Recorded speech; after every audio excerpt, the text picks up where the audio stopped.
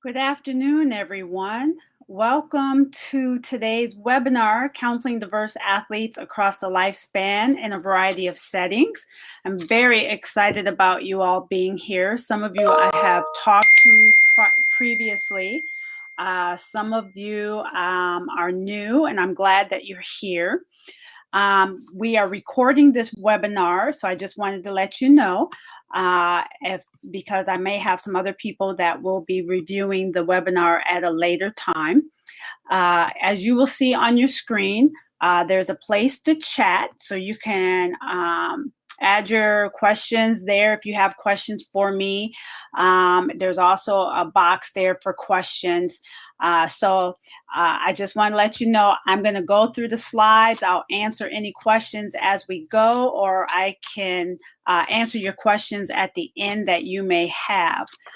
This webinar is scheduled from 3 o'clock to 4:30. I do have quite a bit that I want to cover, but again, I do want to give you opportunities to ask questions as well. So my name is Dr. Tanya Tinsley, and I'm based out of Pittsburgh, Pennsylvania at the moment. I have been in Pittsburgh, Pennsylvania for almost 20 years. Effective this summer, I am going to be moving to Philadelphia, Pennsylvania. I've just accepted a new position, the director of the Graduate School of Counseling at Biblical Theological Seminary. We have a master's program in counseling, and my specialties are sports counseling, spiritual and Christian interventions in counseling, and multicultural counseling. And this new position will allow me to have the best of all of my worlds, being able to work with church leaders to develop effective sports ministries. As part of my clinical practice, I have a private practice. I do a lot of work with athletes across the lifespan, primarily high school student athletes, college athletes, and I'm also counseling as part of an employee assistance program with professional athletes.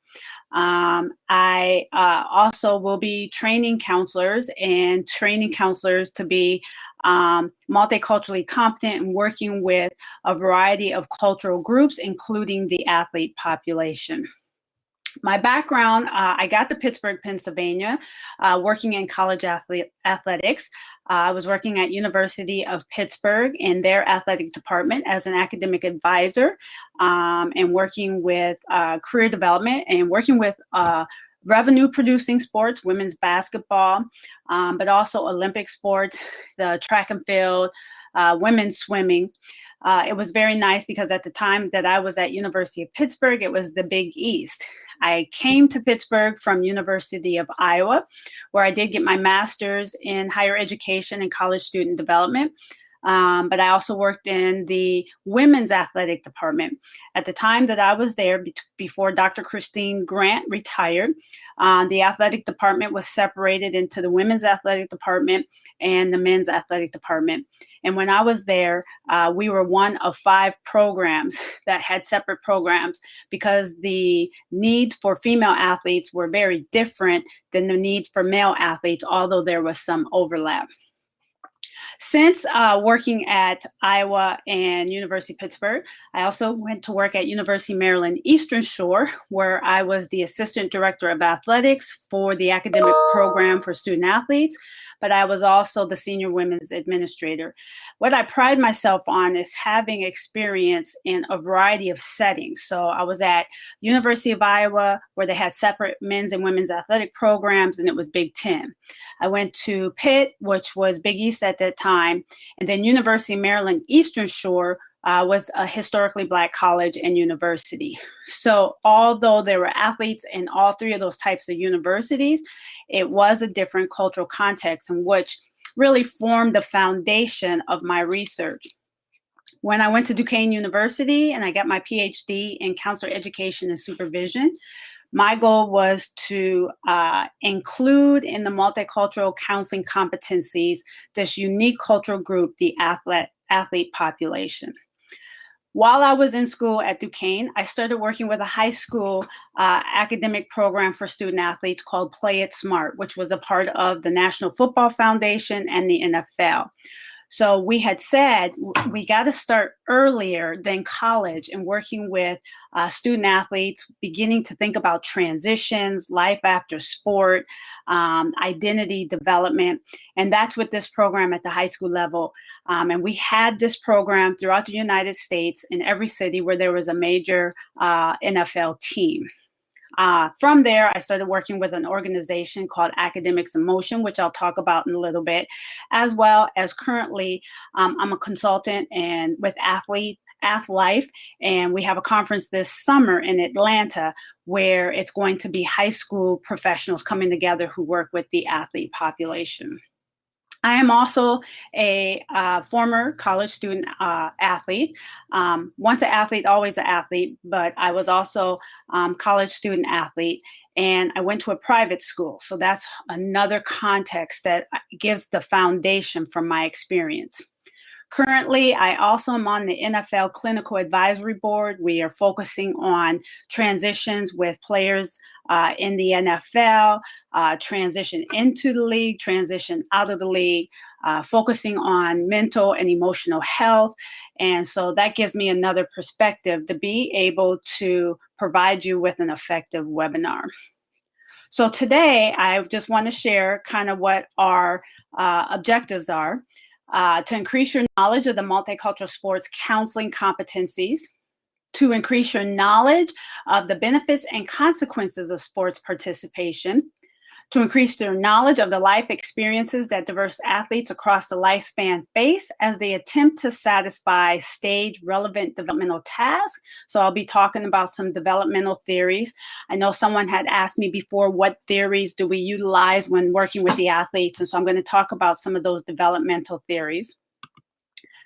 To increase your knowledge of various life skills and psychosocial development with the athlete population. To increase your knowledge of clinical counseling issues that may emerge as potential issues, to learn basic counseling and conceptualization skills to utilize with the athlete population. And then finally, my goal is to help you to understand developmental programs and counseling services and strategies designed to enhance the needs of the athlete population. I think number 7 is very beneficial because we do have to have a theoretical framework and have evidence-based strategies when it comes to working with the athlete population, whether it's in private practice. I have a theoretical foundation and I have an evidence-based framework for which I utilize in my private practice. This framework can be utilized in consulting services. It can be utilized in colleges and universities. I had a student that I worked with that developed a program with the Boys and Girls Club. So I'm going to provide you with a framework that can be utilized for whatever context that you're working in. And then also to talk about the ethical and legal issues in sports counseling. You all, if you didn't receive the email for the handouts, there's a link right in the chat box there that I said that you can click for the handouts. You have the PowerPoint slides, and I believe starting on page 25 of that handout, you have a handout called the Respectful Sports Psychology, and I will be referring to that during this presentation. And then the final handout is a case study, and it's the case study of William's story. So I will be referring to some of those things. And then once again, for those of you that just joined us, thank you. I just saw some more people that joined on the line. Anytime you have a question, I will see it in the chat box, or you can click on the questions link, and that's a private question that comes back to me, and I will try to address those questions. Additionally, at the end, we'll have time for questions and answers as well. So once again, thank you all for joining me. Following this webinar, you will get an email link for an evaluation, and I will be providing you with a certificate of participation in this webinar. So thank you again, and let's get started. So as we know, sports is a microcosm of society. So whatever is happening in society will happen in the sports field. And we're seeing that right now with LeBron James. We're seeing that happen in the Olympics. So who a person is in society doesn't stop at the door when they go into the basketball court, the pool, the tennis court. So it's really important to understand that we just don't separate our identity and say, okay, who I was out there personally stops at the court and I can only focus on my role as an athlete. We all have multiple identities. And so we need to really think about what that means for working with the athlete population, because their athletic identity is only one aspect. So that is another rationale why it's important for us to be multiculturally competent when working with the athlete population. So sports permeates all aspects of society. So even the person with little interest in sport will interact with sport. It's an inherent component of national and campus identities. And every conceivable activity that occurs in society occurs in sports.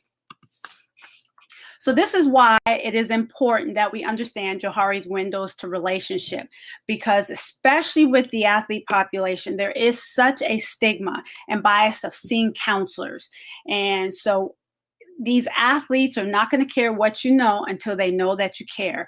So when it comes to developing relationships, we have a common denominator with those clients that we work with in the athlete clients. What we know about ourselves is what they know about us.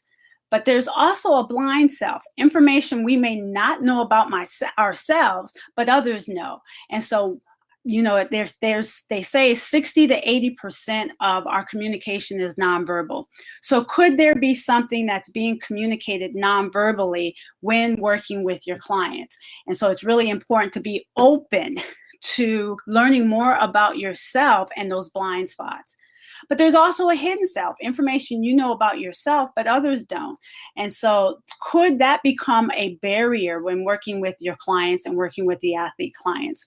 So the goal is to develop that relationship. So I truly believe Gargi Sadowski adapted the multicultural counseling competencies to include not only self-awareness, knowledge of the culture you're working with, culturally appropriate skills and techniques, but the ability to develop a therapeutic relationship. So in order to develop that therapeutic relationship, we have to be open to being challenged by the athlete population, but also dealing with our own biases and stigmas that could get in the way in working with the athlete population. So one of the things I want to do is provide a background in linking the literature. It's really important to understand what the literature says to provide evidence and a rationale for working with the athlete population. So I'm going to talk about the Multicultural and Social Justice Counseling Competencies, the American Counseling Association of Codes of Ethics, the history of sports counseling, the athlete culture and why we want to look at this group as a unique cultural group and having a rationale to how to effectively work with the individuals. Why is this important for professional counselors, for those of us that are in the field, whether we're school counselors, clinical mental health counselors, college counselors, even addictions counselors? I have a former student of mine who was a part of the sports counseling certificate program at California University of Pennsylvania. He was working in a drug and alcohol facility, and he had a client who part of their presenting issue is that they were still struggling with who they are as an athlete. This adult person was still wearing their leather jacket, and that was part of what led to their using when it came to retiring from sports. So it doesn't matter what environment you're working with, you're going to have some interaction with former athletes as well as current athletes. And then it's really important to understand crisis counseling with athletes, which I'll briefly talk about. So why the multicultural counseling competencies? The multicultural and social justice movement, the fourth and fifth forces in counseling, have contributed to the counseling profession's greater and much needed understanding and appreciation of real differences among racial, ethnic, and cultural groups. Training counselors who are able to address the unique needs of the athlete population, a group not always thought of as a specific and diverse cultural group, presents major challenges.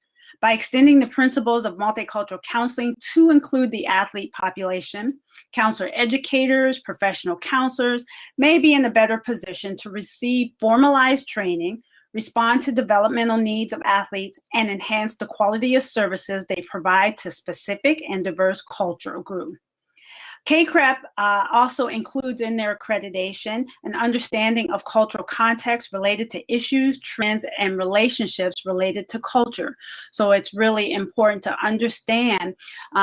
We could talk about the athlete culture, we could talk about the military culture, the millennial culture, in addition to racial, gender, sexual orientation, religious and spiritual. So it's really important we can take these competencies and apply it to the athlete population.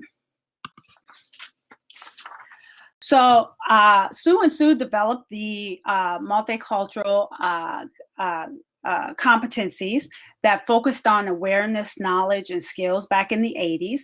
However, the multicultural and social justice competencies have been revised to include the social justice, and this offers counselors and other helping professionals a framework to implement multicultural and social justice competencies into our theories, into our practice, into our research. So we are looking at different quadrants that lead to multicultural and social justice, which includes counselor self-awareness. We need to be aware of our attitudes, values, and beliefs towards the athlete population. And it's really interesting because I think with everything that's happening in society, Kaepernick, LeBron James, it's really triggering some people's, there's values and beliefs. Some of you may have heard in the news that woman that said to LeBron James, just play basketball. But again, sports is a microcosm of society. We also have to understand the client's worldview, the athlete worldview. They're part of who they are. That athletic identity is just one aspect. So we can't just focus on that athletic identity. We have to understand who they are and how they've been socialized in their community, who they are as a cultural being. We also have to develop that counseling relationship and develop counseling and advocacy interventions. And embedded in these competencies and these domains are attitudes and beliefs, knowledge, skills, and action. So let's talk about the history of sports counseling. I remember when I was in my master's program at the University of Iowa. This was in 1994. I really wanted to focus my work on higher education and athletes, and I found my first article that focused on the transitions of the athlete population, written by Dr. L. Pettipaw. And I said, this is exactly what I want to do. Dr. L. Pettipaw, who is a guru in the field of sports counseling and athletic counseling, he really started writing about this before preparation programs have been developed. He's at Springfield College. They have a master's program in athletic counseling. And I remember as part of my thesis at University of Iowa, my advisor said, there's no such thing as sports counseling, there's sports psychology. And I really had to help them to understand that there is a career field of sports counseling. And counseling athletes and sports counseling has been the focus of a number of authors who have outlined the developmental needs and concerns of the athlete population for professional assistance. The practice of counseling athletes preceded the development of preparation programs for educating counselors for this specific field. And in 1985, competencies for athletic counseling were first outlined in the Association for Counselor Educators and Supervisors Projects, Counselors for Tomorrow. So back in 1985, they were envisioning what is it going to look like that's needed for counselors of tomorrow. And these athletic counseling competencies came up, and Dr. L. Pettipaw was a part of that. I remember when I started at the University of Iowa, when I was working in the athletic department, as part of the program, they had the Champs Life Skills program. The NCAA stated that when working with Division I athletes and Division II athletes, it was important to provide life skills development. And so that's where the NCAA became a part of it. There is an association right now, National Association of Academic Advisors for Athletics, that's N4A, and they're part of NACADA now. So NACADA and N4A merge, and this is a group of professionals who work with advising and counseling athletes at the college and university setting. And for those of you that are interested in the college and university setting, they have their conference, I believe it is in June, and I believe it's going to be in Washington, D.C. this year, because it's really important to be a part of professional organizations. And then as a part of the American Counseling Association, we developed the Sports Counseling Interest Network in 2005. So there is an interest network as part of ACA. The goal was to help professionals who are members of ACA know that it's important to engage in research and publications as it relates to the athlete population, providing developmental programs, training programs, academic courses. Most of the courses from my research historically for counseling the athlete population came through the psychology department. But one of the things we wanted to do with the professional counselor identity is provide courses through counseling programs, because there's really a big difference between the sports counseling and the sports psychology. After graduating with my PhD in 2005, I worked with Dr. L. Pettipaw to develop a sports counseling certificate program. So although Springfield College had an athletic counseling program, it was not accredited for licensure. They now are able to provide their students with licensure opportunities. So one of the things we wanted to do was piggyback already on CACREP accredited programs where students could have a specialty in sports counseling. So while I was at California University of Pennsylvania, we did develop a graduate certificate in sports counseling. And so that program is still up and running. I'm very excited about that because some of my former students that were in the program who are now working in the field with the athlete population, Lisa Auld, for one, she works at Pitt. She is teaching one of the courses. And so this is really something I think that can continue to blossom, that in CACREP accredited program, in counseling programs, that whole professional counselor identity, we can have athlete development courses as well as certificate programs. So what is sports counseling? Sports counseling is defined as a process which attempts to assist individuals in maximizing their personal, academic, and athletic potential. This sports counseling is accomplished through a proactive, growth-oriented approach that incorporates the principles of counseling, career development, movement science, psychology, and human development. And again, the counselors of tomorrow back in 1985 came up with this definition. A colleague of mine and we expanded the definition and was able to include that in the ACA Encyclopedia of Counseling in 2009, which is still there. And so she was able to, Williams Cole was able to focus on the sports counseling at the high school level and professional level, and I did as well. And so we were able to merge our research. When it comes to athletic counselors or counselors who have a specialized specialty in athletic counseling, sports counseling, they should have advanced knowledge and skills beyond the basic counselor preparation. In a study back in 1991, Ingram and Sedlacek stated that it's critical for members of the athlete's world to become aware of their own attitudes that may directly influence the type of treatment the athletes may receive. And they further stated that professional counselors should explore the attitudes of other constituents as well as faculty. And I'll mention a research study in a little bit about faculty attitudes on college and university campuses. So once I had enough information to really understand the difference between sports counseling and sports psychology, and sports psychology is really looking at the performance enhancement of not just the athlete population, but individual and high profile professions. It could be business, it could be people that are firefighters, but it's really focusing on that performance enhancement. And there is some overlap between sports counseling and sports psychology, because even in my work and working with athletes, I am sometimes focused on their performance. But to give you an example of kind of the difference, I played college basketball. And if I'm struggling to make my free throws, a sports psychologist is going to help me with some guided imagery, really focused skills, just focusing on getting that ball in the hoop. However, somebody who's coming from a counseling perspective is going to say, what's going on outside of the basketball court that you're not able to focus?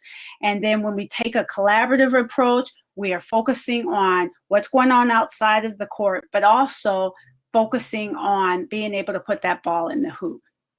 So once I had a rationale of why professional counselors, school counselors should understand what sports counseling is, as part of my research back in 2005, I developed the Multicultural Sports Counseling Competencies, and these consist of 4 dimensions, and is defined as the extent to which the counselor has developed and integrated awareness, knowledge, and skills while maintaining a positive counseling relationship necessary to work with the athlete population.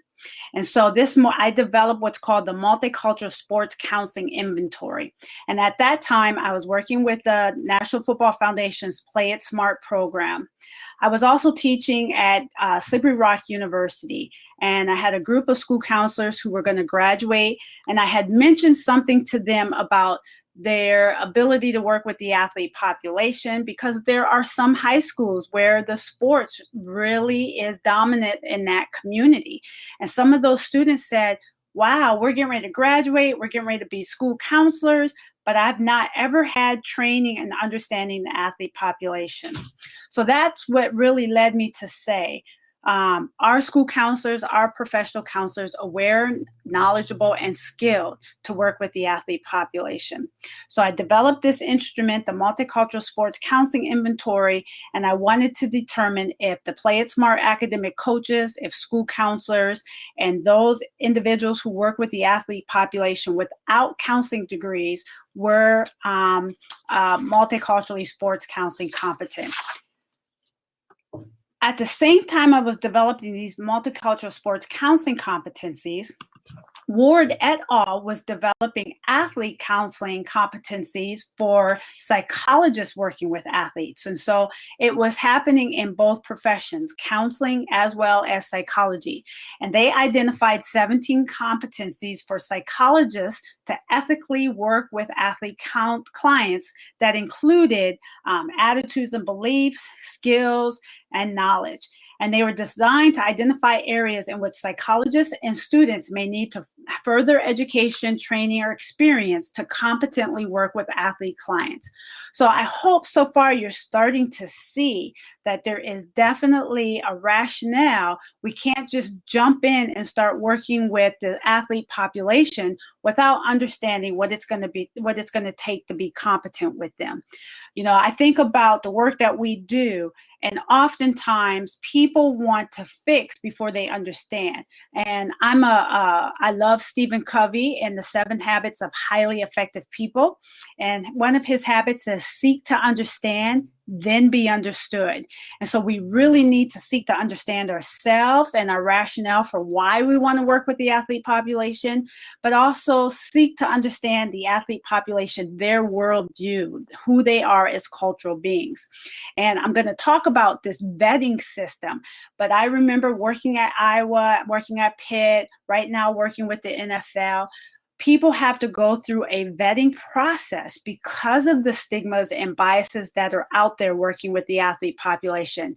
There are some times when I was working at Pitt where people wanted to be tutors, but they really didn't want to tutor the athletes. They just wanted to be connected with the athletes. And so there is a vetting process that goes along with working in this field.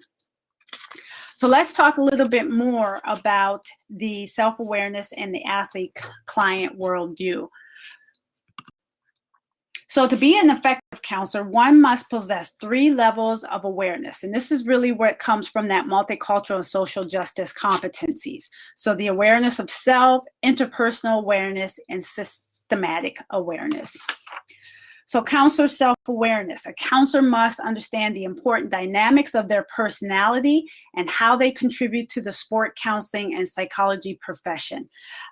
There was a study that was conducted at University of Maryland, William Sedlacek, and he conducted a study on faculty's attitudes and beliefs towards the athlete population, because with Division I, we already know it's March Madness right now. So both men and women are having to miss school because they're participating in sports. And William Sedlacek found that there were negative attitudes and biases from faculty that then impacted that faculty's ability to be compassionate and empathetic, working with that athlete and that student athlete in completing their coursework. I just got a question. Do you think athletes think counselors are there to fix them? And that is the reason why athletes have a negative view about getting help from counselors. I think the athletes have, I don't think that think that they're there to fix them, but there really is kind of this skepticism. Why do you want to help me? What do you want from me? Especially some of these high profile athletes, especially some of the athletes that might be deemed in middle school that's going to go on to play. It's kind of like, why do you want to help me? Additionally, there's this attitude, this tough jock, whether it's male or female, that I shouldn't have to go talk to a counselor. I'm strong in my sport, so I should be strong in my emotion and my mentality. And so it's more of a skepticism about disclosing, because I shouldn't have to have any issues or problems because I am this top athlete. But it's also, why do you want to be connected to me? How are you going to treat me differently than how people in society treat me? And so I think it's not about fixing them. It's about why you want to be connected to me. I hope that answers your question, Leo.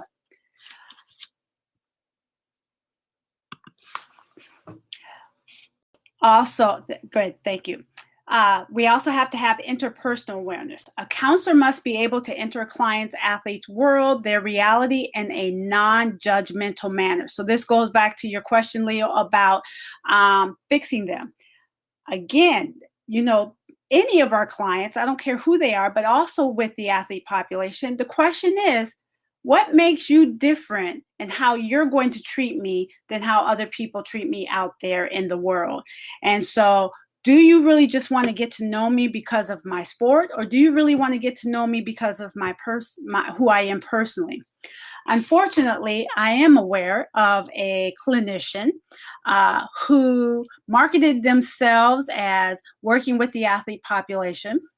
There was a person who said, I don't need to go to see a counselor. And finally, somebody convinced them to go to this individual.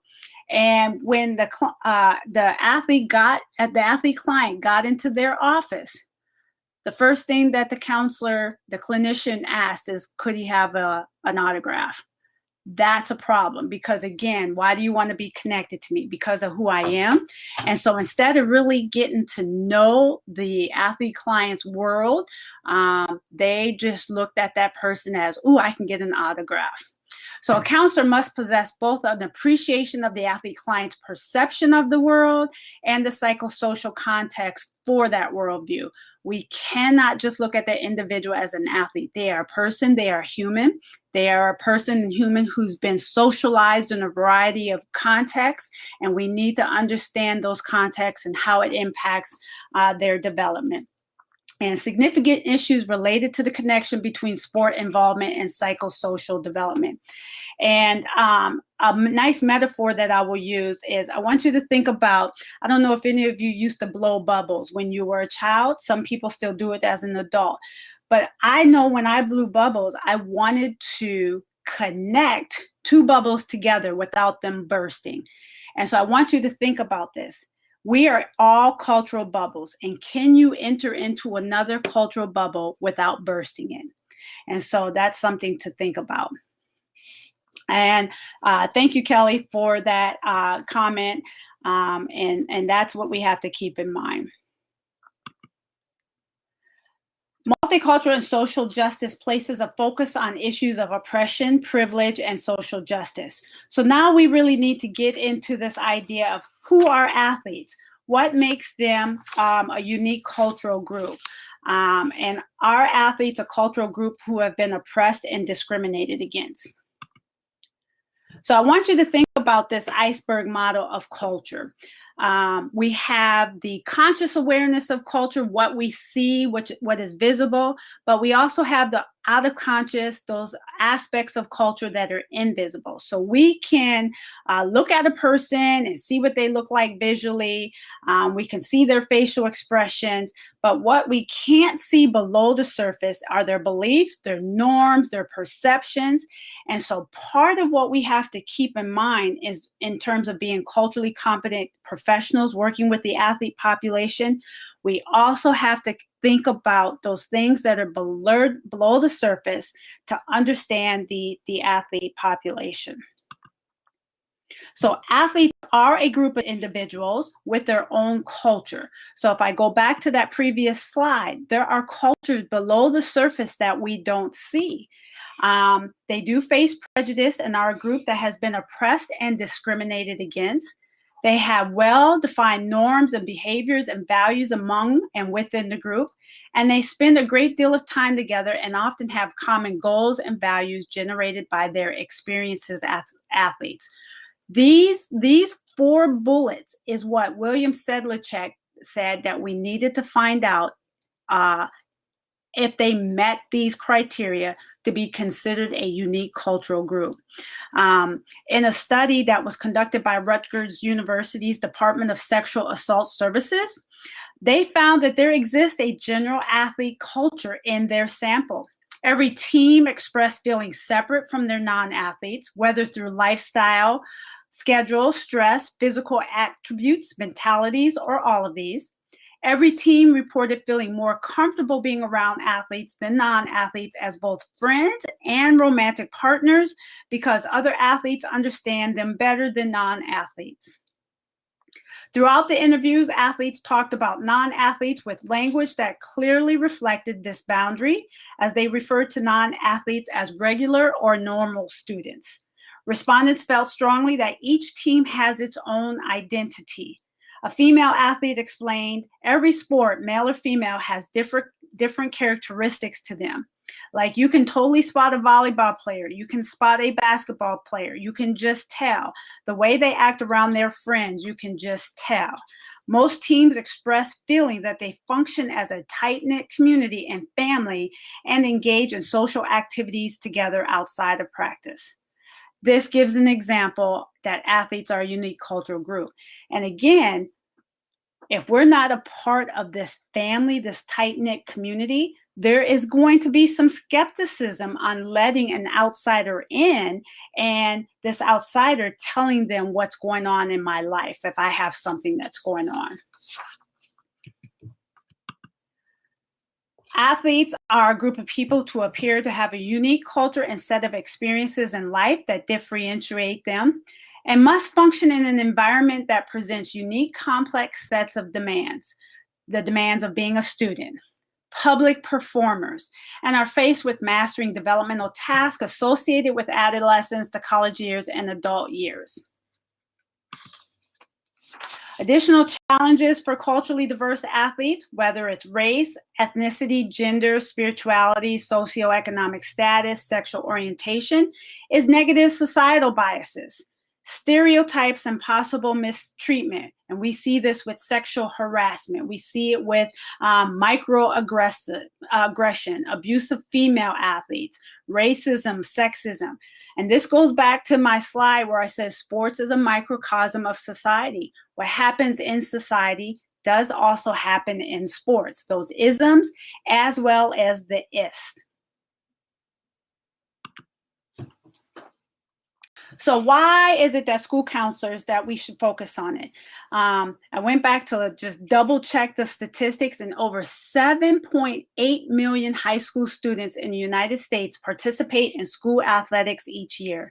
And about 460,000 American undergraduate, college, and university students participate in intercollegiate athletics each year. So counselors may not recognize that they are working with a specific cultural group who is experiencing adolescence and young adulthood in a different way than the non-athlete. So this just provides another rationale. Counselors may not be aware and sensitive to the unique factors that contribute to the difficulty some student athletes may have in meeting their developmental needs. And counselors may not realize that student athletes might be trying to negotiate a system that was not designed to promote their success. We historically in 2001 had the No Child Left Behind. We now have the Every Student Succeeds Act, and this really supports a rationale why school counselors should understand this unique cultural group, because every student should succeed. And school counselors recognize the need for a broad understanding of multicultural issues and counseling skills to be effective in today's educational setting. And this is supported not only by ACA codes of ethics, but also the American School Counselors codes of ethics and the national model. The ethical standards for school counselors, I just mentioned the ASCA national model, state that professional school counselors are responsible for providing a comprehensive program that advocates for and affirms all students from diverse populations regardless of their needs. So again, we can include the athlete population in this. So why all counselors, clinical mental health counselors, college counselors, addiction counselors? I just have a few crisis situations here that have happened. At Gateway High School, the football team was traveling to, I believe it was South Carolina, and they had a crisis of a death of one of their students. Duquesne University, they had a shooting that included the men's basketball team. University of Pennsylvania had a suicide, Kyle Ambrogi. And so that impacted not only his team, but the athletic department as a whole, as well as the university. The Bluffton University baseball team, they were traveling to a baseball game, a spring game, and their charter bus overturned. Some of you may remember what happened with the Duke University lacrosse team, the Rutgers universities as it related to race in the women's basketball teams. We can even say transitions and retirement from sports is a crisis. The research has shown that when it comes to retirement from sport, drug and alcohol abuse increases, depression increases, interpersonal relationship challenges increases. We can also think about in the past 10 years, we've had suicides and homicides of professional athletes. And then I have on the bottom, Mercyhurst volleyball player. In 2011, she was sentenced. She was pregnant and she continued to play. And because she didn't want to tell her coach or tell her teammates, she never told her trainer. One day she wasn't feeling well at practice, and the trainer sent her home. She went home and she had the baby, and she smothered the baby. Again, what are we doing to provide support for these student athletes? Yes, that's another good one, Kelly. In Richmond, Virginia, an incident occurred in the locker room where African-American students were sexually assaulted by their teammates. It was mostly considered racially charged. However, there are within team dynamics in that situation, and this was a middle school. So again, when we talk about the athlete population, are we allowing them to have space and a place to talk about these issues? What are the coaches saying? That this is a family, you don't go tell your business outside of the family. And so again, as counselors, we need to understand the culture to be able to develop that relationship, develop the trust where someone can feel comfortable coming to talk to us. So again, why all counselors? We got to deal with the crisis situations that happen in sports.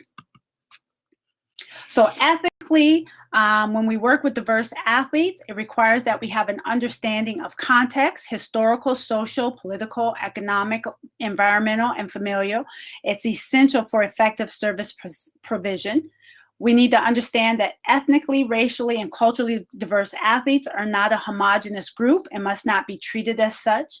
I remember when I was working at one of the Division I schools, I won't say the name of the school, we had our first experience with a track athlete, a student athlete who was Muslim and had to wear her hijab when she was running. And they tried to say that that was an NCAA violation. And so we really had to advocate for this young lady in terms of what her needs are, but also advocating with the NCAA and their policies back in the mid-90s. We have to understand that other cultural, ethnic, and racial worldviews are more helpful in conceptualizing the essence and spirit of diverse athletes than are the oppressive ideologies of traditional Euro-American psychology and psychologists. So as we talk about the ethics, it's important to remember as a professional counselor, you need to recognize how working with your athlete clients who differ from you may affect you and your ability to counsel them effectively and ethically. Of course, I'm going to use what's in the media right now, but could you sit across from LeBron James? Could you sit across from Kaepernick? Could you sit across from Serena Williams based on who they are and what their presenting issues are and what they may bring in from outside of the office? It is not essential that there be a perfect match between athlete, client, and counselor on all variables, but that comes back into, can you develop a effective, trusting, therapeutic relationship with members of the athlete population? So in working effectively with differences between you and your athlete client, you need to acquire academic and experiential multicultural training. Oftentimes people want to just jump in and try to fix or help without having that formal training. Work on developing that working therapeutic relationship. Be flexible in applying theories. Be open to being challenged and tested. Why do you want to connect with me? Why do you want to help me? Is it that you just want my autograph? Are you just trying to get into my world? So it's important to understand that that person might be trying to vet you as well. Be aware of your own value systems, potential stereotyping, and trace of prejudice. When that woman said to LeBron, just play basketball, what was behind that and what was her value system? Be able to deal with the athlete client's challenge over some difference between the two of you, and avoid becoming defensive when athlete clients confront you with questions. It is more helpful to acknowledge your limitations than it is to pretend you are more experienced than you are. And I'm a believer, mistakes do not have to be fatal to you or the student athlete client, the athlete. What is significant is how you deal with the mistakes or how you recover from them. So I'm a believer that sometimes you got to get yourself dirty and clean yourself off. And if we can model conflict resolution in our sessions, that's going to help our clients be able to kind of take that outside of our sessions and use that in the world as well. It is burdensome to expect perfect interventions in dealing with differences between you and your client, your athlete client, and rely on your athlete client to teach you what they think you should know about their cultures, and use good professional judgment. Now, let me tell you about what this whole idea with the cultures. So when I was working with the Play It Smart program, we had this framework that we utilized that was focused on holistic development. So one of my faculty mentors at Duquesne University, she does a lot of work in Botswana, South Africa. And you may or may not know, but in South Africa and Africa, there's a high prevalence of AIDS. So I got this idea. I was like, oh, let's take this idea of the Play It Smart program and let's use that to help educate kids in Botswana with reducing sexual transmitted disease, educating them. So I got a grant from Duquesne to go and do this work. When I got there, I had somebody say to me, you Americans are all the same. And I was like, what are you talking about? You all think you can just come over with your plans and with your theories without taking the opportunity to get to know us.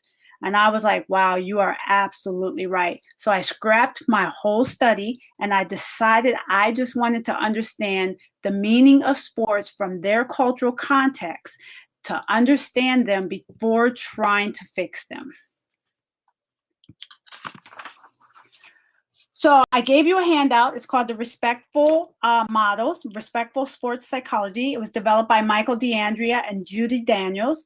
Now, although they developed that for sports psychology, it can also be utilized for the field of counseling. But it really talks about the 10 components of the respectful sports psychology model. So when we are working with the athlete culture, we got to understand that there is culture within the athlete culture. So there's religious and spiritual identity, the socioeconomic status, the sexual identity. So we have to understand that even though the athlete population is a unique cultural group, there are individual differences, and those differences are related to different aspects of culture. It could be family history, it could be racial and ethnic. So I just wanted to give you this handout to keep in mind that it's not a one-size-fits-all when working with the athlete population. And although I had an evidence-based framework, what I did with the women's basketball team at Chatham University was very different than what I did with the women's basketball team at the University of Pittsburgh. And so we have to be willing to adapt our theories and adjust our theories based on the culture of the team, the culture of the university, and the culture within the teams. So now the third part of promoting social justice and challenging oppression is systemic awareness. A counselor must be able to perceive accurately the environmental influences on the athlete-client development and possess skills to intercede at that level to challenge systemic barriers that block optimal psychosocial development. And it is at this level that forms the basis of social action, the ability to intervene in the lives of clients and in the social context that affects clients' lives. Problematic behaviors can be traced back to negative environmental effects on cognitive, affective, and behavioral functioning. So again, we got to get to understand that athlete, that student athlete, beyond that athletic identity. So when we talk about social justice, advocacy, and skills, we want to empower, we want to advocate, we want to think about equity. When we think about Kirchner's moral principles, it's not a one-size-fits-all. And so we want to make sure that we are not treating everyone the same, but we're understanding who they are in their cultural context. So social justice is based on a belief that all people, including athletes, have a right to equitable treatment, support of their human rights, and fair allocation of societal resources. It involves promoting access and equity to ensure full participation of all people in the life of society, particularly for those who have been systematically excluded on the basis of race, ethnicity, gender, age, physical, or mental disability. And I think this is what Kaepernick and what LeBron James and Serena Williams, they are using their platform in sports to promote access and equity, to ensure full participation, to bring awareness to those things that may have caused people to be systematically excluded based on some aspect of culture.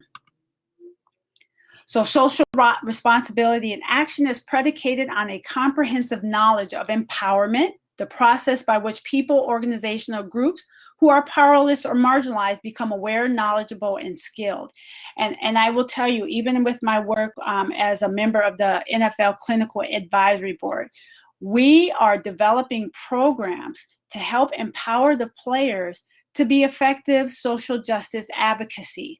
What is a way that can be effective in increasing that awareness? But also advocacy, the process of arguing or pleading for a cause or proposal on one's own or someone else's behalf. And so kind of what that looks like is this table. So how do you interrupt oppressive behavior? What works against social justice is actively joining in the behavior or no response at all.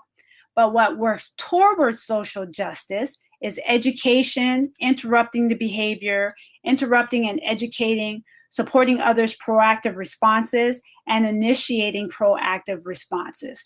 And so it is kind of on a continuum. So even what we are trying to do with some of the players in the NFL is helping them to educate. What does it take to be a social justice advocate? What does it mean to empower? And how do you interrupt the behavior and interrupt and educate? And so I think as our role as professional counselors, we have to utilize this same model ourselves, but help those who are members of the athlete culture to understand how to interrupt oppressive behavior. So let's talk about now some developmental issues. Now that we have a background of who the athletes are, the social justice and multicultural counseling competencies, let's really talk about developmental issues, programming, and counseling skills for the last part of our webinar. So the question, does sports participation promote positive development and build character? And that's a great question. There's some school of thought. I just heard somebody a couple days ago say, oh, my child's not going to play sports. Those coaches on my child, I'm not going to have them interrupt my child's self-esteem, or this person's not going to play football because they're going to get hurt and it's going to be more of a negative experience. So the question, does sports participation promote positive development and build character? It all depends. It depends on, can we transfer positive skills from one domain to another? So when we talk about transitions, transferable skills, may have gained the positive skills in sports, can we help them to transfer that to other domains of their life? It all depends based on the coaching style. I know when I first moved to Pittsburgh, what do you call it? T-ball. There was a T-ball. Those are 6 years old, 7 years old. And there was a coach that had told two of the players, they're 6 and 7 years old. He wanted to win the game, and the next person up was not very good. So he told those two players to bean that player. And it came to find out that it came from the coach. So what is the coach telling the player? And when is this starting? And this was already starting in T-ball. There could be challenge based on this sense of entitlement. And so if there's this sense of entitlement based on identity and based on what the coaches say, then that can impact positive development. We talk about identity development. James Marcia has identity foreclosure. So if somebody's not exploring any other aspect of who they are, that person who only sees themselves as an athlete, if they have a career-ending injury, if they get cut from the team, if they retire, if they are foreclosed, that's going to make a challenge to their transition. Activities are not fun and lack challenge. I remember when I worked at University of Iowa, we had a member of the women's basketball team. She was Miss Everything throughout the United States, and there was so much pressure put on her, and she decided that basketball it wasn't fun, and she decided that she didn't want to play, and it was very hard for her because she was in the public eye, and it really impacted her mental health because do I quit basketball because of what the people say, or do I quit basketball to take care of me? And this person could have went on to play in the WNBA, but because it was no longer fun and it was lacking challenge for her, she ended up quitting. And we had to really work with her to be able to manage the public response to that. If there's too much emphasis on social comparison, comparing this person to another person, that can cause some challenges. Parental over or under involvement and lack of understanding of the developmental needs can impact that positive development through sport. So challenges during sports, I mentioned that identity formation, athletic performance challenges, not being able to perform, not being able to focus, injury, pressure from coaches, pressure from the sports organization, the team, the university, isolation, interpersonal relationships, drug and alcohol abuse, addiction, gambling, crisis situations, transitions and retirement from sports, and career planning. The benefits of sports participation, however, if we design the context effectively, is leadership, healthy competition, positive self-esteem, social competence, greater academic success, confidence, teamwork, discipline, coping competencies, and respect. I had a client the other day, she's middle adulthood, and her daughter is in school and plays sports, and they went to a program at the university. And my client said, wow, if I would have had that kind of support that this university is willing to provide my daughter, I could have been more successful, but I did not have that guidance. And again, that's where that therapeutic relationship and the understanding of positive youth development through sports and adult development through sports. So the good news is sports can provide an ideal environment to promote the positive development. So this is based on, somebody had asked me before about theories. They sent me a question, and there is what's called the theory of positive youth development through sports. So there's a framework, and we can generalize this framework for not just youth sports, but we can also for college, for adults, and we start from the bottom up. We want to make sure we have a context that provides for positive development, for the development of effective skills. The next layer, we have external assets and internal assets. So that internal assets, we want to provide programming and counseling that can develop self-esteem, self-efficacy, that confidence, that career development.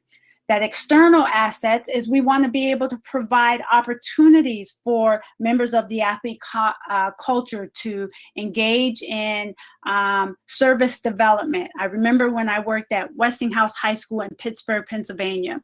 I worked with the football team, and I set up a community service event. We walked 1 block away to the YMCA, and I wanted my high school football players to read books to the kids at the YMCA. I wanted them to have an opportunity to give back. That's that external asset, but it also developed that internal, because I remember this, I'll never forget this.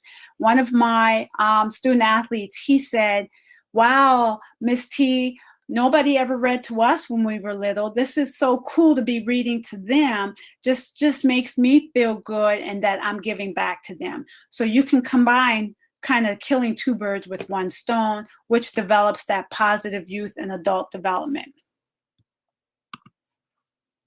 So when we talk about positive youth and adult development, there's 3 things that we want to focus on. We want to focus on intervention, we want to focus on prevention, and we want to focus on the different theories as it relates to developmental theories, theories of attachment, psychosocial theories. Intervention is defined as discontinuing or stopping an already exhibited problem behavior. Prevention is taking measures to keep youth from participating in problem behaviors. And positive youth development is a social systems approach to prevention, and it's focused on social and environmental factors, and it's designed to strengthen social and emotional behavior, cognitive and moral competencies. It builds self-efficacy and increases healthy relationships with other individuals, peers, adults, mentors. So some of the developmental issues that we need to think about, research suggests that involvement in athletics may not facilitate the accomplishment of developmental tasks such as competence, career planning, athletic performance, interpersonal relationships, and transitions from sports, and identity formation. So I'll take each one of those.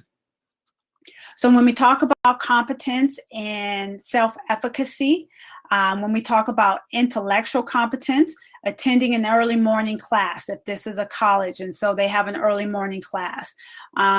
The opinions of others, especially the public. I can't tell you how many athletes I've worked with that we've had to ask them to pull back from social media because the day after a game, they're reading what the newspapers wrote. They're reading what people tweeted about them, and that's really impacting their self-efficacy. Belief of substandard academic skills. And this is especially for those who might have identity foreclosure and may not think that they're a good student. There's some physical aspects we have to consider: suffering distress when injured and unable to fulfill their assumed roles. And this is an area we really need to pay attention more, is what types of support services are we providing to those who are injured or on the injured reserve? And because they're injured, do we no longer provide those services? And how is that going to impact their self-efficacy and their competence? We want to also talk about the lack of confidence when returning from an injury and just kind of saying, can I really play? And we want to help them believe that they can still play. And then interpersonal, lack of social support from peers and teachers. And barriers in one and more of these areas of competence may contribute to a lack of overall sense of competence. And so if we think about Bandura's self-efficacy theory, we want to make sure we are providing in our counseling process strategies to help increase that self-efficacy and the belief about their ability to perform certain behaviors. Second is career planning. Given that less than 2% of all high school student athletes will ever achieve a professional sports career, there is a need to assist student athletes with the career development process while emphasizing the relationship between academic, athletic, and career goals. So when we go back to that framework of positive youth development, that external assets, we could even be providing internship opportunities that's going to work in that athlete's schedule, starting that opportunity in middle school and high school. That's even part of the Ask a National model, is introducing that career planning. I know with even the NFL, one of the things we do with the Rookie Success Program is already talking about career planning outside of sports, and so providing opportunities for internships and training during the off season. So what kind of career planning program are you developing? Athletic performance, anxiety about sports performance, coping with success, coping with a lack of success is a psychological symptom frequently reported by athletes. And the challenge is assisting them with finding ways of not letting their success or lack of athletic success compromise their efforts to do well in other areas of their lives. There was a study conducted by Duda, who found that high school student athletes would rather succeed at sports than academics, and that failure in sports was perceived to be worse than failure in academics, especially for males. Fourth, interpersonal relationships. Exposure to diverse experiences and relationships may be limited due to the time required for practice, conditioning, and travel. And I mentioned earlier that we talked about this tough jock image may lead many athletes to assign zero risk to dangerous situations and risky behaviors. The Big Ben syndrome, when he first started for the Pittsburgh Steelers and riding on a motorcycle without a helmet and having an accident. Drug and alcohol use and abuse and tobacco use. I just mentioned this issue about female athletes and the volleyball player from Mercyhurst University, and that, you know, I have to have this tough jock. I can't do anything to jeopardize my play. So if I get pregnant, I can't tell anybody about it, and potentially harming my health and my career and my life. Transitions from sports. I know there's some of you that were really interested in this idea about transitions from sports. A transition can be said to occur if an event or non-event results in a change in assumptions about oneself and the world, and thus requires a corresponding change in one's behavior and relationships. When we talk about retirement from sports, research has talked about the feelings and emotions and thoughts that an older adult may have from retiring from the world of work is very similar to the retirement process for an athlete. And we have to think about it. For those high school student athletes that don't go on to play college sports, they're dealing with that retirement as 18-year-olds. And do they have the skills and the knowledge to be able to manage that retirement? And remember, the research has shown that drug and alcohol abuse increases, depression, anxiety. So if we're not providing preventative approaches and a context for them to be able to prepare for the retirement, that transition, there may be more challenges with that transition. The research also says that the transition may be similar to the grief and loss process identified by Kluber-Ross, and going through this denial, going through anger, depression, bargaining. And so we really need to kind of be preventative. When we talk about a non-event, somebody not starting on a team, or somebody not getting selected to be a part of a team, that's a non-event that can increase fear and anxiety and loss of confidence. And then dealing with an injury is a transition. So we really need to think about what types of approaches are we helping the athlete culture with the transitions they're going to face. Identity formation.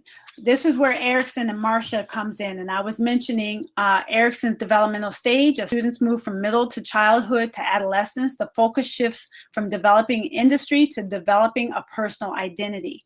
However, are they exploring a holistic aspect of their identity, or are they becoming foreclosed and just settling on that athletic identity? Or are they diffusing the exploratory process? Or are they in moratorium and say, I'll explore it later on? Or have they started exploring all of these areas? Now, if we have a coach that says, if you're going to play basketball, you can't play in any other sports, you can't be in any other extracurricular activities, this person might be moving towards foreclosure or identity diffusion, which can have consequences later on. When we talk about adolescence, stage 5, the identity versus role confusion, this is an opportunity where an individual should develop a sense of personal identity and experiment with other identities. If they succeed, they are developing the ability to sustain loyalties freely in spite of contradictions. But if they fail, they're in that identity diffusion and unstable sense of self. And that has consequences. I can tell you right now, I have middle adults that I am working with who are athletes that never formed this identity, that we're dealing with this right now in counseling in middle adulthood. Stage 6, which is intimacy versus isolation. Remember, I talked about with the transition and retirement, it could potentially impact developing intimate relationships and meaningful intimate relationships, the ability to love, the clear identity. Failure can increase promiscuity and exclusion. When we're working with a college student, there's another theory of development, Chickering's psychosocial model, and this is from 18 years old to 22 years old, developing competence, managing emotions, becoming autonomous, establishing mature relationships, developing purpose, developing integrity, moral development, when we talk about establishing identity. So if we're working with this population, transitional age youth, young adult, what type of programming, what type of services are we providing that is attending to this identity formation, which is going to be important as a framework when counseling and advising. So some key counseling issues. dealing with family, marriage, and family issues, culture, society, stress and anxiety, adjustment issues, addiction, athlete identity, coping skills. These are some of the issues that you may face in your counseling practice. So when it comes to high school student athlete programming, there's really 5 components that we should attend to promote a holistic development and success: academic development, personal social development, life skills development, career development, and community service.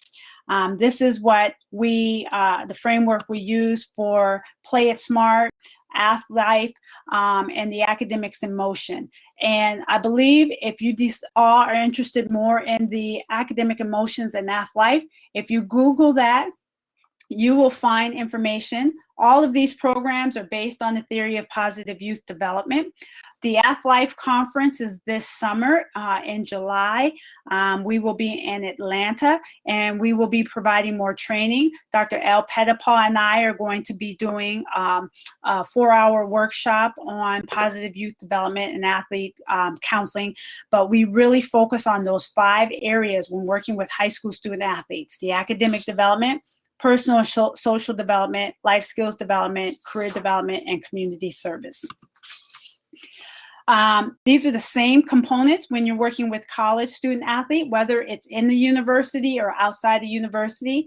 And although I do not work with college student athletes directly in a university setting, my private practice in Pittsburgh is right strategically between the major universities in Pittsburgh, because I do have a number of college student athletes, and in my practice I do focus on academic excellence, athletic excellence, personal development, career development, and community service. Colleague of mine, Dr. Janice Hilliard, she worked for the NBA. She's now a consultant and based out of Houston, Texas.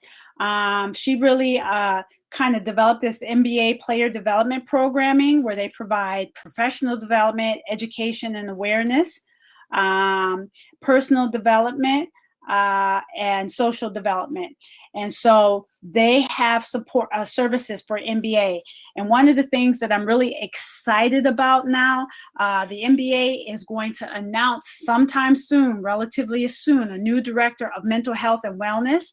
And so they're really focusing on this mental health and wellness as part of their player development and programming. Kelly, one of the things with the Life conference, you can either email me directly to give me a friendly reminder, or you can talk to a gentleman. His name is Jeff. I believe they do provide CEUs for that, but I think we've done that in the past. So send me an email if you would like, if you could, just as a friendly reminder, and I can get that information for you. NFL player engagement programming. This is something I'm involved with right now. As part of the NFL player engagement, we focus on total wellness. It's actually starting right now before they go, when they go to the combine, all the way up to even when they retire. So the NFL and the NFL Players Association provides services for those NFL players across the lifespan at various stages in their career, whether it's the rookie experience. We do league trainings. We provide clinical training for the clinicians for each team as a whole during the summer. They provide psychoeducation, personal and emotional resources. We do a lot as it relates to mental health, education, suicide, crisis, and then also helping with the transitions, the job shadow, the internships. They offer business boot camps during the off season. And then one of the things that we have done, we started this, I believe it was 2012, training for transition coaches. These transition coaches are former players that we have trained to be liaisons between the current players and the clinicians and the director of player engagement for each team, because we felt that the player might talk to a former player first before coming to us as a clinician or the director of player engagement. So we've trained transition coaches for each of the teams. And so that's really how we got former players involved as well. And I believe this training even helps some of those former players finish some unfinished business from their own experience of transitioning and retirement as well. So as we come to an end, the counseling techniques, this is where I really learned a lot from Dr. L. Pettipaw. He is my mentor. I've always tell him I want to be like him when I grow up. I just saw him 2 weeks ago at the Association of Applied Sports Psychology Regional Conference. This little foot approach, if you think about Al Pettipaw, it's petite paw. So he labeled this technique little foot approach based on his last name, just so you know. So if you ever meet him, you can tell him you understand where the little foot approach came from. So one, as part of the little foot approach, again, I take Stephen Covey's 7 Habits of Highly Effective People, seek to understand, then be understood. And I apply that with Al's little foot approach. Be inquisitive, the art of playing dumb. Pace before you lead. Seek to understand before you fix. Encourage, but avoid discounting. Listen for the buts, because anytime somebody says but, you discredit everything before that. And then put doubts in their doubts. So this is an approach that can be helpful. Also, listen for where the athlete client wants to be, and assist them with preparing for that change process. Oftentimes people want to change, but they come in saying, but I don't know how. And so this is where we have to help prepare them for the change process. And I really use Prochaska's stages of change to help model this for those athlete clients and any of my clients to understand the change process and understand coming up with a plan and taking action. I also help my clients understand that if you have a setback or relapse, that is not a bad thing. So that's what Al is saying. Plan for plateaus. Be prepared for setbacks. Train for generalization, training for generalizing from one domain to another domain, transferring these skills from one domain to another, and then maintaining contact. That relationship, that therapeutic relationship is really important. Build rapport by the use of questions, reflection of feelings, paraphrasing, summarization. These are some of those basic counseling skills that you learned in your skills and techniques course. Okay.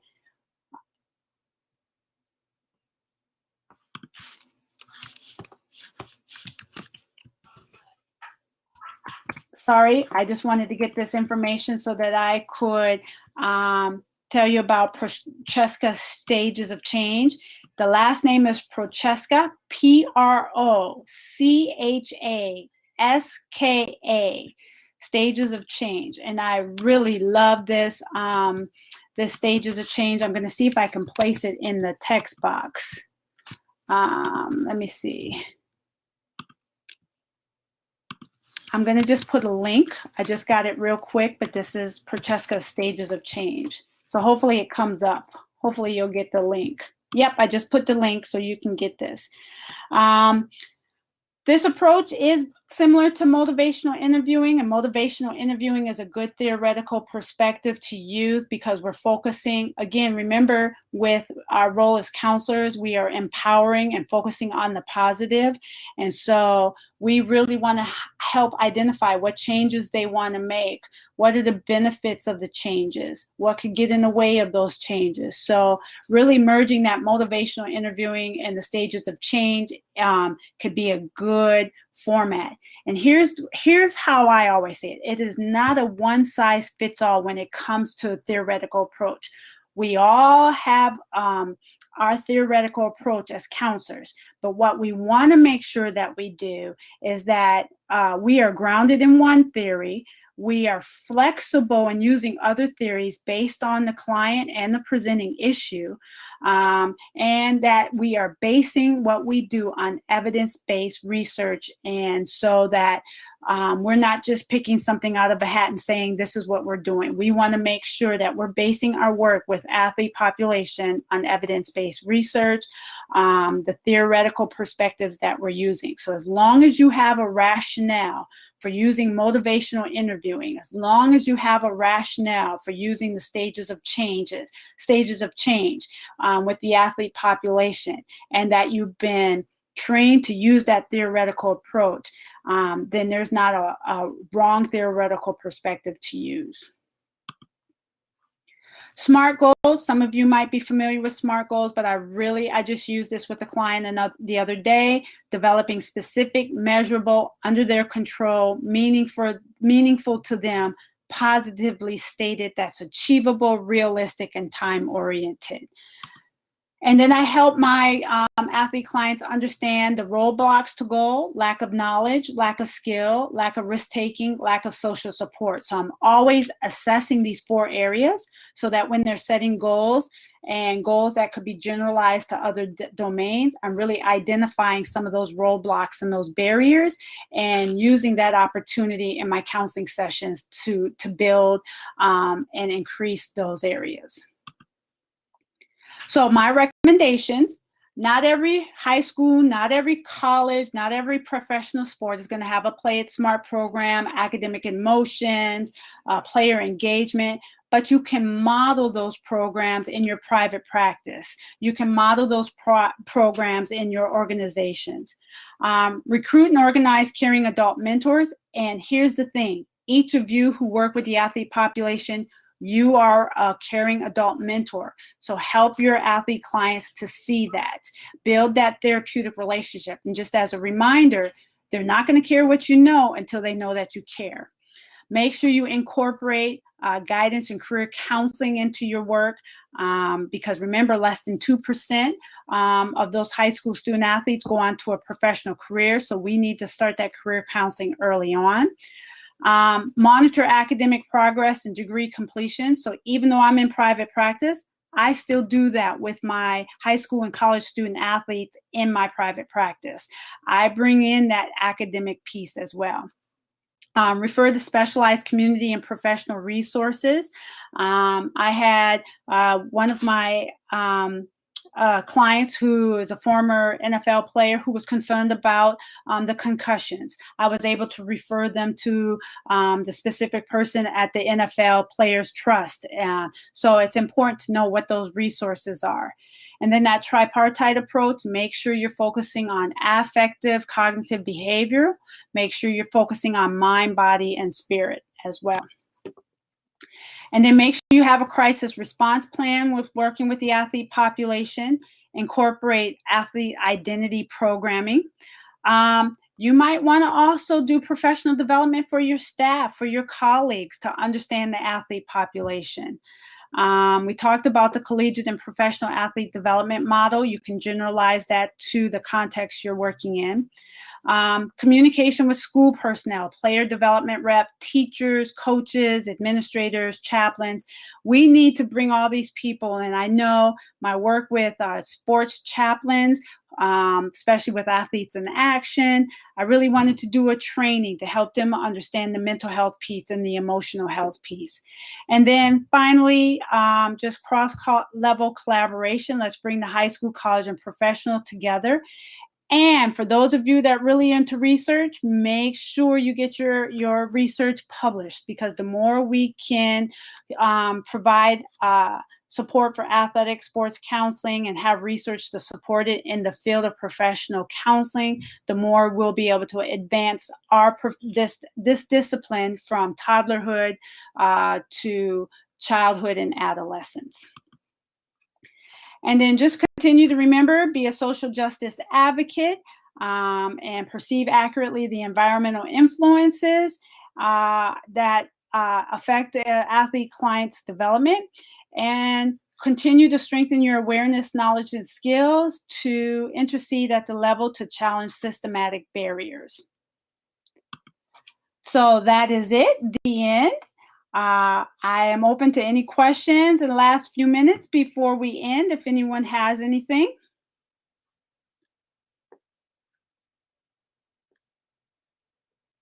And feel free to email me directly if you have questions. I know there's a couple of you that were interested in talking with me more. I'm more than open to scheduling some time.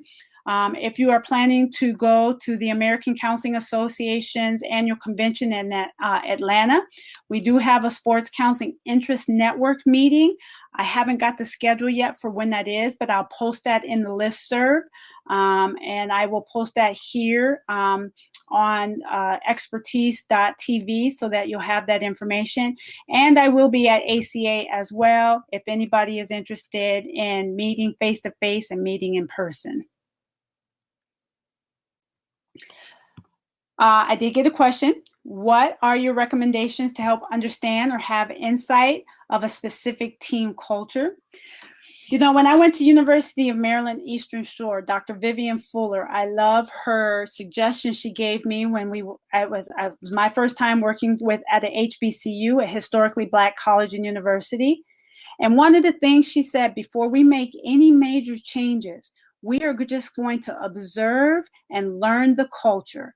And so part of learning the culture is just going to sit with the team, going and asking if you can come to practice and watch practice. If they're having events or having a team dinner, going and hanging out at the team dinner. I remember at Iowa and at Pitt, I didn't have to travel with some of the teams, but I asked if I could travel with the team so that I could learn more about it.